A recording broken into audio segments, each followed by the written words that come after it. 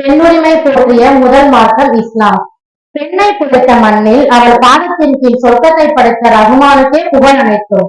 பெண்மையை வெறும் போகப் பொருளாக பார்த்த உலகில் அவளை போற்றுதற்குரிய புனித பொருளாக மாற்றியது இஸ்லாம். அறியாமை காலத்தில் உயிர் நீத்த பெண் குழந்தைகளுக்கு உரிமைகள் வழங்கி உயிர் கொடுத்த உன்னத மார்க்கம் இஸ்லாம். வீட்டுக்குள் முடங்கி கிடந்த பெண்ணை அறிவிலும் வீரத்திலும் உலகிற்கு அடையாளப்படுத்தியது அண்ணல் நபியின் போதனை. எல்லா புகழும் அல்லாஹ் ஒருவனுக்கே. இறை தூதர் முகமது நபி ஸல்லல்லாஹு அலைஹி வஸல்லம் அவர்கள் மீதும் அவர்களது குடும்பத்தார் மற்றும் தோழர்கள் மீதும் இறைவனின் சாந்தியும் சமாதானமும் நிலவட்டும் என்று கூறி என்னுடைய உரையை ஆரம்பம் செய்கிறேன். அஸ்ஸலாமு அலைக்கும் வரஹ்மத்துல்லாஹி தஆலா பரகாத்துஹு. இஸ்லாம் என்பது வெறும் வழிபாடு மட்டுமல்ல, அது ஒரு வாழ்வியல் புரட்சி. குறிப்பாக 1400 ஆண்டுகளுக்கு முன்பு பெண்மையை இருந்து வெளிச்சத்துக்கு கொண்டு வந்த உன்னத மார்க்கம் நம் இஸ்லாம் மார்க்கம் என்பதை நாம் மறந்துவிடக் கூடாது. கண்ணியத்திற்குரிய அல்லாஹ் தஆலாவுடைய நல்லடியார்களே, இஸ்லாம் தோன்றுவதற்கு முன்பே பெண் குழந்தைகளை பாரமாக கருதப்பட்டு உயிருடன் புதைக்கப்பட்டனர். அந்த அறியாமை கால இருளை அகற்றி யார் 2 பெண் குழந்தைகளை முறையாக வளர்க்கிறாரோ அவரும் நானும் மறுமையில் ஒன்றாக இருப்போம் என்பதை, இப்படி 2 விரல்களை இணைத்து காட்டி இருப்போம் என்று கூறி பெண் குழந்தைகளை சொர்க்கத்தின் சாவியாக மாற்றினார் கண்மணி நாயகம் ஸல்லல்லாஹு அலைஹி வஸல்லம் அவர்கள் என்பதை நாம் மறந்துவிடக் கூடாது. கண்ணியத்திற்குரிய அல்லாஹ் தஆலாவுடைய நல்லடியார்களே, கல்வி கற்பது ஒவ்வொரு முஸ்லிம் ஆண் பெண் மீதும் கடமையாகும் என்பது நபிமொழி.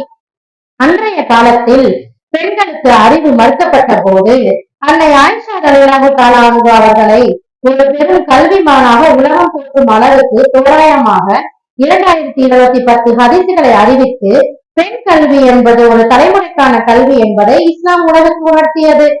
மேலை நாடுகள் கூட சென்ற நூற்றாண்டில் தான் பெண்களுக்கு சொத்துரிமை வழங்கின.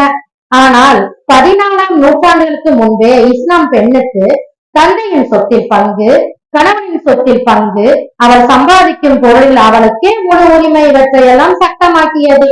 திருமணத்தின் போது மகர் என்னும் அன்பளிப்பை கட்டாயமாக்கி பெண்ணின் பொருளாதார பாதுகாப்பை உறுதி செய்தது. சொர்க்கம் தாயின் பாதத்தின் கீழ் இருக்கிறது என்ற ஒற்றை வாசகத்தின் மூலம் ஒரு பெண்ணை இந்த உலகிலேயே மிக உயர்ந்த மரியாதைக்குரிய இடத்தில் பெண்களை இஸ்லாம் வைத்திருக்கிறது என்பதை நாம் எண்ணிக்கொள்ள வேண்டும். ஒரு மனிதர் நபி ஸல்லல்லாஹு அலைஹி வஸல்லம் அவர்களிடம் வந்து, நான் யாருக்கு அதிகம் பணிவிடை செய்ய வேண்டும் என்று கேட்டபோது 3 முறை உன் தாய்க்கு என்று கூறிவிட்டு 4வது முறையே உன் தந்தைக்கு என்றார்கள். அதுபோல் உங்களின் சிறந்தவன் யாரெனில் அவன் தன் மனைவியிடம் சிறந்த முறையிலே நடப்பவன் என்பது நபியின் வாக்கு. மனைவியரை அடிக்கவோ இழிவாக பேசவோ இஸ்லாம் அனுமதிக்கவில்லை. அவர்கள் உங்கள் வீட்டின் அரசிகளாக மதிக்கப்பட வேண்டும். இல்லறத்தில் பெண்ணின் கண்ணியத்தை பாதுகாத்த இஸ்லாம் பெண்ணை போகப் பொருளாக பார்க்கவில்லை, மாறாக ஒரு சமூகத்தின் ஆணிவேராக பார்க்கிறது. பெண்ணுக்குரிய கண்ணியம், பாதுகாப்பு மற்றும் உரிமைகளை வழங்கிய முதல் மார்க்கம், முழுமையான மார்க்கம் இஸ்லாம் என்பதை நாம் மறந்துவிடக் கூடாது. கண்ணியத்திற்குரிய அல்லாஹ் தஆலாவுடைய நல்லடியார்களே, சாதாரண பெண்மணியின் கண்ணியத்தை அல்லாஹ் தஆலா தன்னுடைய திருமறையில் குறிப்பிட்டு காட்டுகிறான் என்பதை நாம் எண்ணி பார்க்க வேண்டும்.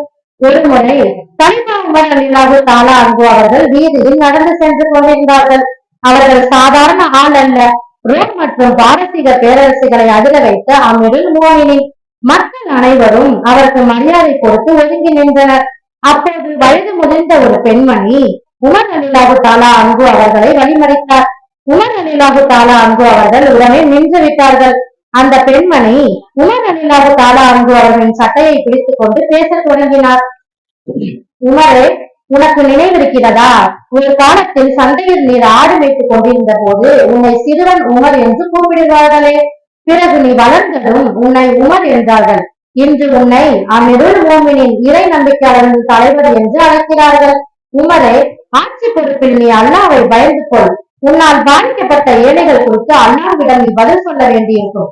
இப்படி மிக கடுமையாக அந்த பெண்மணி அறிவுரை கூறினார். நீண்ட நேரம் உமர் ரலியல்லாஹு தஆலா அன்ஹு அவர்கள் தலையை தாழ்த்தி அமைதியாக கேட்டுக் கொண்டிருந்தார்கள். இதை பார்த்துக் கொண்டிருந்த மக்கள் ஆச்சரியப்பட்டார்கள். உமர் ரலியல்லாஹு தஆலா அன்ஹு அவர்களின் தோழர்களில் ஒருவர் குறுக்கிட்டு, பெண்ணே, ஜனாதிபதியிடமே இப்படி பேசுகிறாய், போதும் நிறுத்தி என்றார். அதற்கு உமர் ரலியல்லாஹு தஆலா அன்ஹு அவர்கள் கண் கலங்கி, அவரை பேச விடுங்கள், தெரியுமா, இவர்தான் முறையீட்டை 7 வானங்களுக்கு மேலிருந்து அல்லாவே செவியேற்றி குரானில் வசனத்தை இறக்கினான். அல்லாவே இவருக்கு பதில் சொல்லும் போது உமர் பதில் சொல்லாமல் இருக்க முடியுமா? இவர் இன்று வரை என்னை பிடித்து வைத்து பேசினாலும் நான் கேட்டுக்கொண்டுதான் இருப்பேன். ஒரு சாதாரண பெண் நாட்டின் தலைவரையே நடுத்தெருவில் கேள்வி கேட்கும் உரிமை இஸ்லாம் அன்றே வழங்கியிருந்தது. பெண்களின் குறைகளை தீர்க்க அல்லாஹ் குரானிலே வசனங்களை இறக்கி அவர்களுக்கு முக்கியத்துவம் அளித்துள்ளான். பெண் என்பவள் அடங்கி போக வேண்டியவள் அல்ல, உண்மையை உறக்கச் சொல்லும் அதிகாரம் கொண்டவள் என்பதை நாம் மறந்துவிடக் கூடாது. கண்ணியத்திற்குரிய அல்லாஹ் தஆலாவுடைய நல்லடியார்களே, பெண்கள் வெறும் அடுப்பங்கரையோடு முடிந்து கூடியவர்கள் அல்ல. அவர்கள் ஜனாதிபதிக்கே அறிவுரை சொல்லும் அளவுக்கு மார்க்க அறிவும் துணிச்சலும் கொண்டவர்கள் என்று இஸ்லாம் அன்றைய திருக்குர்ஆன் வாயிலாகவும் நபிகள் நாயகம் ஸல்லல்லாஹு அலைஹி வஸல்லம் அவர்கள் வாயிலாகவும் தெளிவாக உண்மைப்படுத்தி காட்டியிருக்கின்றது என்பதை நாம் நினைவில் வைத்துக் கொள்ள வேண்டும். நாமும் நம் இல்லங்களில் இருக்கும் பெண்களை அவர்களுக்குரிய உரிமைகளை வழங்கி சிறந்த சமுதாயத்தை உருவாக்குவோம் என்று கூறி, மேலும் இது போன்ற பயான் நிகழ்ச்சிகளில் பேச வாய்ப்பளித்த எம் பள்ளியின் நிர்வாகிகளுக்கும் இமாம் அவர்களுக்கும் நல்ல ஆரோக்கியத்துடன் நீண்ட ஆயுளுடன் வாழ துஆ செய்வோம் என்று கூறி என்னுடைய உரையை முடித்துக் கொள்கிறேன். அஸ்ஸலாமு அலைக்கும் வரஹ்மத்துல்லாஹி தஆலா வபரகாத்துஹு.